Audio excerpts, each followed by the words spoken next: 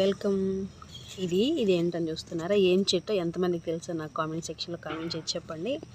అయితే ఈ చెట్టు దీన్ని పీకేదానికి నీళ్లు పోసాను. ఇంటి దగ్గర ఇట్లా ఓపెన్ ప్లేస్ ఉంటుంది, గడ్డి ఇదంతా పొలాలన్నమాట, ఇట్లా ఉంటుంది. అందుకని ఇది మేకు దీంతో నీళ్ళు పోసి లోడుతుండా.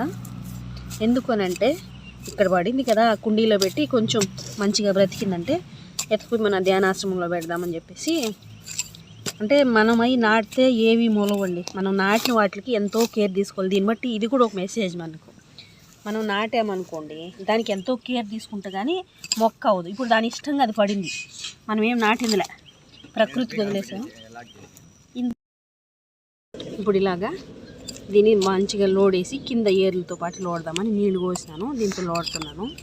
లోడేసి దీన్ని బాగా కుండీలో పెడతాను. కుండీలో పెట్టి కొంచెం బాగా బతకనిచ్చి ఎత్తుకుపోయాడు ఆశ్రమంలో పెడదామని ఇది చెప్తాను. తెలిసిన వాళ్ళు కామెంట్ చేయండి, తెలియని వాళ్ళు కూడా చెప్పండి. దీన్ని పనస చెట్టు అంటారు. పనస పండు తింటాం కదా మనం, పనస చెట్టు తినేసి పడేస్తూ ఉంటాం కదా, అట్లా తిని పడేస్తే మొలిచిపోయింది. అన్నీ వాటి అంతటా ప్రకృతి సహజంగా బ్రతికేటివి చూడండి ఎలా ఉంటుందో. మనం నాటితే ఎన్ని కేర్ తీసుకోవాలి తెలుసా, అన్ని కేర్ తీసుకోవాలి. ఇప్పుడు దీనికి ఏనాడు ఒక్కరోజు కూడా నీళ్ళు పోయలేదు మనం. అసలు నేను ఇది ఉందని కూడా తెలియదు. ఒకరోజు ఏదో బ్రష్ చేసుకుంటూ బయట నుంచి ఉంటే చూస్తే కనపడింది. అరే ఇంత బాగా ఉంది అని చెప్పి చూసి గమనించాను. అందుకని దీన్ని నాటుదామని తీస్తున్నాను. బొప్పాయి చెట్టు ఉంది, దీనిలోనే కొంచెం లోతుగా లోడేసి నాటేద్దాం. దాన్ని మీకు చూపిస్తాను నేను అదే ఏంటనే. వీలైనంత వరకు నేను చేయగలిగినంత చూసారా, ఈ మాత్రం అయితే రూట్స్ తీసాను. రూట్స్ కట్ అవ్వకుండా ఉంటేనే బ్రతుకుతుంది కాబట్టి రూట్స్తో పాటు తీసాను నేను.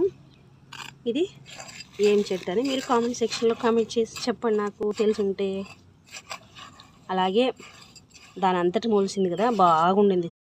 ఇప్పుడు ఇలాగా దీన్ని మంచిగా లోడేసి కింద ఏర్లతో పాటు లోడదామని నీళ్లు పోసినాను. దీంతో లోడుతున్నాను.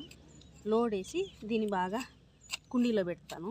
కుండీలో పెట్టి కొంచెం బాగా బతకనిచ్చి ఎత్తుకుపోయాడు ఆశ్రమంలో పెడదామని ఇది చెప్తాను. తెలిసిన వాళ్ళు కామెంట్ చేయండి, తెలియని వాళ్ళు కూడా చెప్పండి.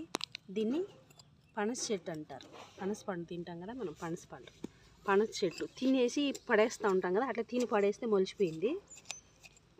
అన్నీ వాటి అంతటా ప్రకృతి సహజంగా బ్రతికేటివి చూడండి ఎలా ఉంటుందో. మనం నాటితే ఎన్ని కేర్ తీసుకోవాలి తెలుసా, అన్ని కేర్ తీసుకోవాలి. ఇప్పుడు దీనికి ఏనాడు ఒక్కరోజు కూడా నీళ్ళు పోయలేదు మనం. అసలు నేను ఇది ఉందని కూడా తెలియదు. ఒకరోజు ఏదో బ్రష్ చేసుకుంటూ బయట నుంచి ఉంటే చూస్తే కనపడింది. అరే ఇంత బాగా ఉంది అని చెప్పి చూసి గమనించాను. అందుకని దీన్ని నాటుదామని తీస్తున్నాను.